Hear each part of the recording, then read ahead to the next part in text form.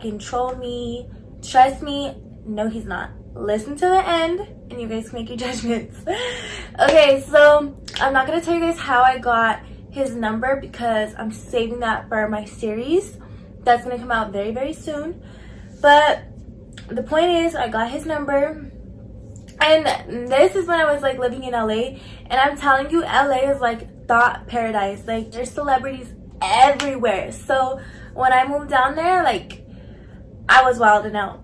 And so when I had texted 50, he like acted like he already knew who I was. He was like, oh, who's this? I sent a picture and I was like, gee, you don't remember me? And he was like, oh yeah, baby, I do, blah blah blah, you know. And I was like, so you're in LA? He was like, yeah, come over. Sent me his location. It was like at a hotel, and I was like, okay, but which one? Because there's kind of like two by each other. And he was like, yeah, I'm at the Four Seasons and pull up. So I was so nervous to know who I am because he's like the troll, you know. So, and he's always keeping up with social media.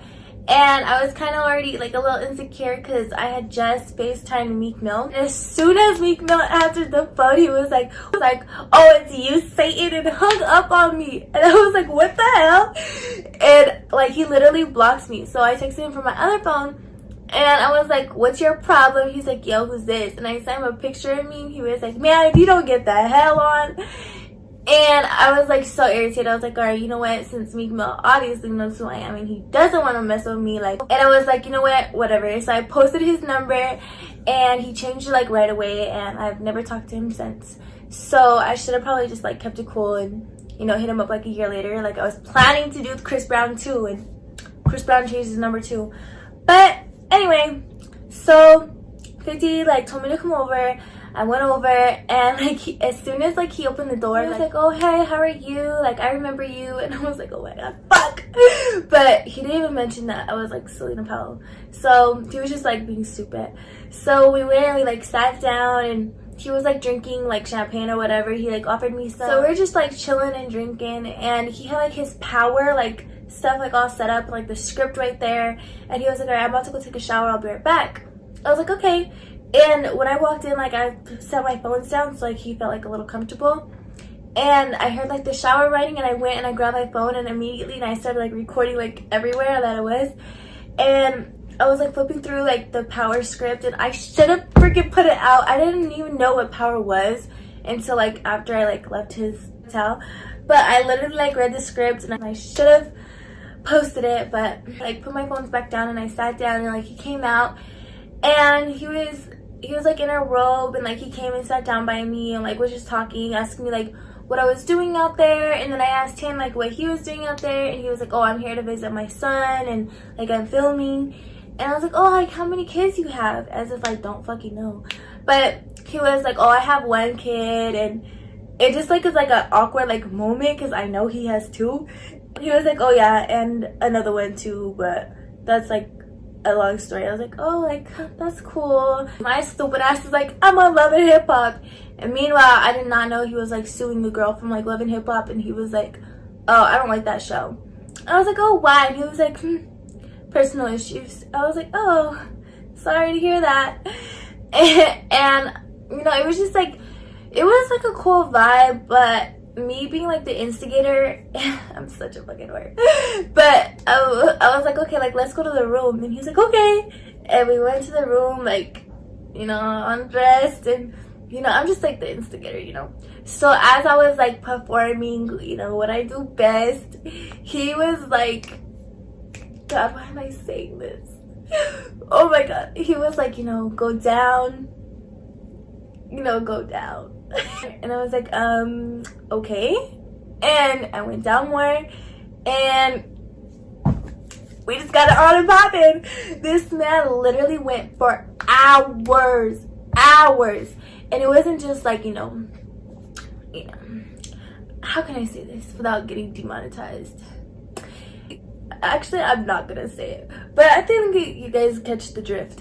And you know, when we were done, like I had like mascara running down my eyes, like my makeup was like on the bed. It was just horrible, but it was good.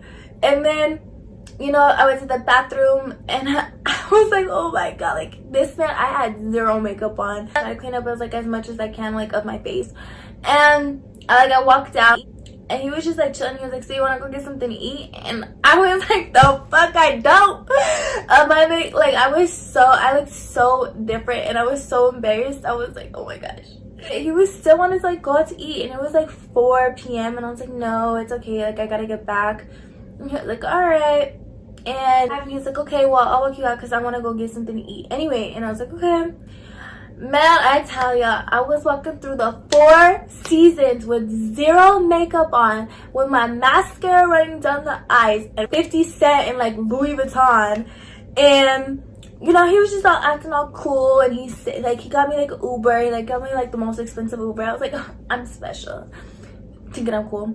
And I got in the car and I FaceTimed somebody, can't really say who, but I FaceTimed them and I was like, yo, like I got him, like period, I got proof, I got all this, and like send me the proof. Hung up, send them the proof, and I called them back and they were like, girl, like he's about to drop a bag on you, but you gotta say like you're pregnant or something because he doesn't spoil girls. Man, I wish I would have not listened, because this man does spoil girls, but me not really knowing like exactly like how he is in relationships, because before he like got serious with like this new girl, like he has multiple girls. So, you know, me being stupid, I was like, okay, like I'll just be like, I'm pregnant. And he was like, yeah, say that. I was like, all right, I got you. So like 2 weeks went by or whatever, like he was like texting me like, hey, how are you, like, you know, just like simple stuff. And then he was in Puerto Rico, and I was like, okay, it's been exactly 2 weeks technically, like when the girl can tell that she's pregnant, whatever. So I was like, okay. I texted him and I was like, yeah, like I need to tell you something. And immediately he kept calling me, and I was like, oh my god, like I pussied out. I couldn't do it that day, but he kept calling me. He's like, sorry, like I don't get receptions, I'm in Puerto Rico, but like FaceTime me when you could talk. And the person that I told about this was like, no, like you gotta do it, like trust me, you're gonna get that bag. And I was like, all right. I had just lost Snoop Dogg at this point too, so like fuck, like I'm on a roll, like, you know, I just got 20 bands, like I could do this, I'm gonna get another 20 bands, like what's up. So I FaceTimed him, and that's the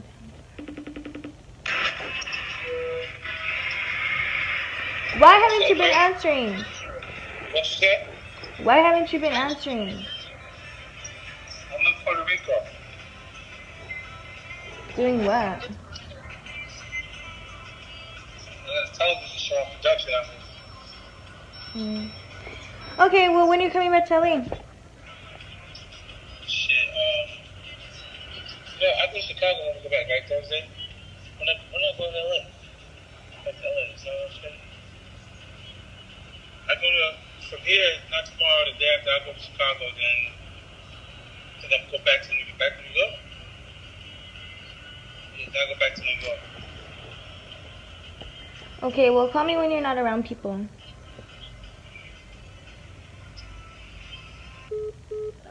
So it was just like an awkward conversation because he was like not really giving a fuck. Like a couple of days, and I texted him, I was like, hey, and he was like, what's up? I was like, so I'm pregnant. And he was like, congratulations. And I was like, by you. And then he went off on me, and I was like, oh my god, okay, my bad, I'm not gonna do nothing, my bad. Because like he went off on me, so I was like, all right, I'm just gonna give him a couple days, see if, you know, he hits me up. And I was like, okay, like negotiate a price, you know. But he didn't, and I reached back out to him, and his number was changed. And I tried to like reach him on social media, but he obviously does not check DMs like at all, and if he does, then maybe it's just me. But he has never talked to me since. And then when I saw that his number was changed, I posted that FaceTime call, and he didn't even respond to that, probably because, you know, I have a lot of proof. So that's that. I wish I would have played my cards right, because honestly that man does be spoiling girls, obviously, but I'm not here to ruin his little relationship that he got going on. This happened in 2018, so don't go like tell him, like, so don't go tell his new girlfriend like I'm exposing him or whatever, because this happened a long time ago. But yeah, I've been fumbling a lot of bags, as you guys can tell.